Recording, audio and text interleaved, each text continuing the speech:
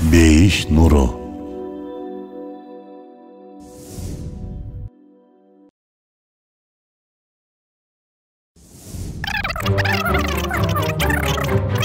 Бул сиздин аялыңыз. Ал көп сүйлөйт. Кээде өтөлө көп сүйлөйт. Сиз жумуштан келгенче айта турган сөздөрү топтолуп калат да. Балдардын кылыктарынан баштап тууган урук, көргөн сериалы деп олтуруп тема үйдөгү маселелерге чейин жетет. Мындай абалда сиз эмне кыласыз? Токточай, башым ооруп кетти. Же иштен чарчап келдим, көп сүйлөй, тамак бер дейсизби? Келиңиз, эмне үчүн аял киши көп сүйлөйт, илимий логикалык багыттан карап көрөлү. Аял киши, сиздин апаңыз, же кызыңыз эмне үчүн көп сүйлөйт? Илимий изилдөөлөргө караганда эненин курсагындагы кыз ымыркайлардын эркек ымыркайларга караганда оозу 2 эсе көп кыймылдайт экен. Ооба, 2 эсе көп. Француз антропологу Пол Брок изилдеп чыккан Брок борбору деп аталган мээнин оң жана сол шарларында жайгашкан сүйлөө речин камсыздаган мээнин аймагы аял кишилерде эркектерге караганда өтө жакшы өнүккөн. Натыйжада эркек унчукпоо менен ойлонсо, аял сүйлөп ойлонот. Башкача айтканда, ойлогон оюн заматта айтып турат. Эркек үчүн сүйлөө бул маалымат берүү. Ал эми аялдар үчүн сезимдерин бөлүшүү. Эркек киши кайгырганда унчукпай калса, аял киши тескерисинче көп сүйлөп кайра жеңилдеп алат. Атүгүл сүйлөгөндөн рахат алат. Бул илимий ачылыштардын баары ушуну далилдеп турат. Демек, аял кишинин көп сүйлөөсү бул аял кишинин табиятынан. Кудум кээ бирки шоколаддын курамында шекер көп болгондой эле, аял затынын курамында да көп сүйлөө деген элемент көбүрөөк. Дагы да тагыраагы токетери Аллах ал назик заттарды ушундай кылып, көп сүйлөй турган кылып жаратыптыр. Пайгамбарыбыз саллаллаху алейхи вассалам бул көп сүйлөө маселеси боюнча эмне дейт? Аялы көп сүйлөгөн кезде пайгамбарыбыз саллаллаху алейхи вассалам бизге окшоп жап жаагыңды дейт беле? Келиңиздер, карап көрөлү. Бир күнү пайгамбарыбыз саллаллаху алейхи вассалам үйүнө маанайы жок келди. Аны Айша энебиз жылмайып тосуп алды. Пайгамбарыбыз саллаллаху алейхи вассалам Айша энебизди жанына олтургузду да мындай деди: "Стоп, кое туруңуз. Сиз кандай ойлойсуз?" Пайгамбарыбыз саллаллаху алейхи вассалам Айша энебизге эмне деши мүмкүн? "Маанайым жок, тамак алып кел тезирээк." Же "Дагы деле тамагың даяр болбодубу?" деп кагып силиктиби? Кандай ойлойсуз?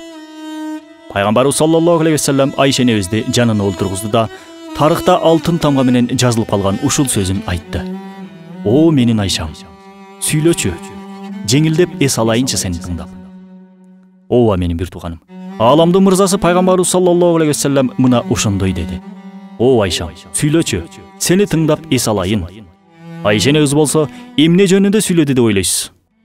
"Үйдө азык түлүк жок, менин көйнөгүм эскирди, качантан бери жаңы көйнөк ал элекмин, эмнеге кеч келдиң, ким менен жүрдүң, мени алдабай элесиңби?" деген сыяктуу азыркы күндүн слоган сөздөрүн айттыбы? Айша энебиз пайгамбарыбыз саллаллаху алейхи вассаламды карап, Аллах Тааланын мээримдүү, ырайымдуу экенин, пайгамбарыбыз саллаллаху алейхи вассаламдын жумшактыгын, дүйнөнүн өтүүчү болгондугун айтты.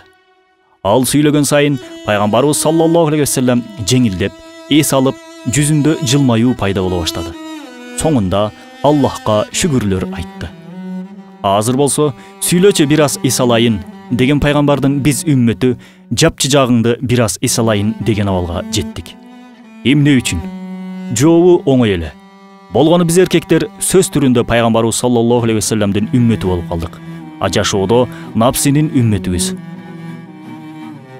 Куранда Аллах Таала "Чынында силер үчүн Аллахты, акырет күнүн үмүт кылгандар жана Аллахты көп эске алгандар үчүн да Аллахтын элчисинде көркөм өрнөктөр бар" деп айтканын канча жолу окусак дагы амал кылбайбыз.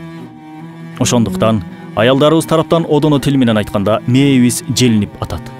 Жазаны аялдарыбыздын тили аркылуу алуудабыз кээде. Аялдарыбызча, алар да Айша энебизге окшошууга аракет кылбаган үчүн пайгамбарыбыз саллаллаху алейхи вассаламдын көрсөткөн мамилесин көрө албай жатышат. Динибизде көрсөтүлгөн абалдан сыртка чыккандык үчүн "жап жаагыңды" деген сөздү угушууда тилекке каршы. Демек, бул жерде эркекке же аялга күнөөнү оодара салыш туура эмес. Күнөө эки тарапта тең бар. Биринчиден, аялдар Айша энебиздин адеп ахлагынан алыстады.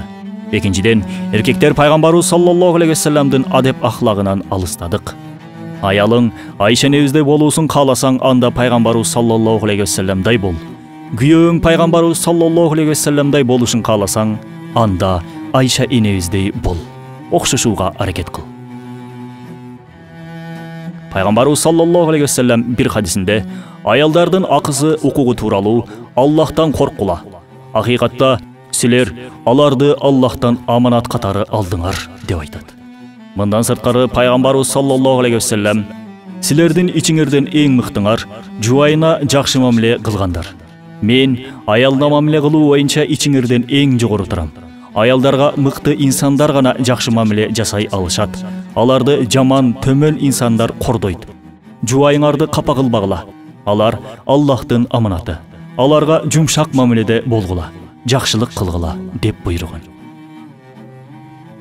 Ниса сүрөсүнүн 19-аятынын бир жеринде аялдар менен сылык сыпа жашагыла деп буйрат Аллах Таала.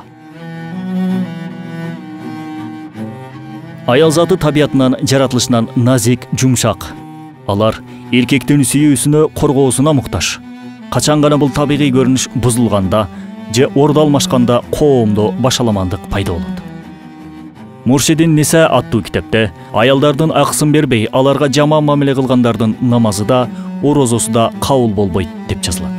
Пайгамбарыбыз саллаллаху алейхи вассалам аялына кол көтөргөн адам Аллахка жана пайгамбарга баш көтөргөндөрдөн болот. Кыяматта мен анын душманы болом деп айтат. Ошол эле пайгамбарыбыз саллаллаху алейхи вассалам аялын сүйүп, жылмайып тектеген адамдын амал дептерине бир кулду боштондукка чыгарды деген сооп жазылат деп айтат. Бул сыяктуу дагы өтө көптөгөн аяттар, хадистер бар аял затынын укугу акысы боюнча. Бул өкүмдөр бизге чынында дем берип, бизге эң мыкты стимул болушу керек.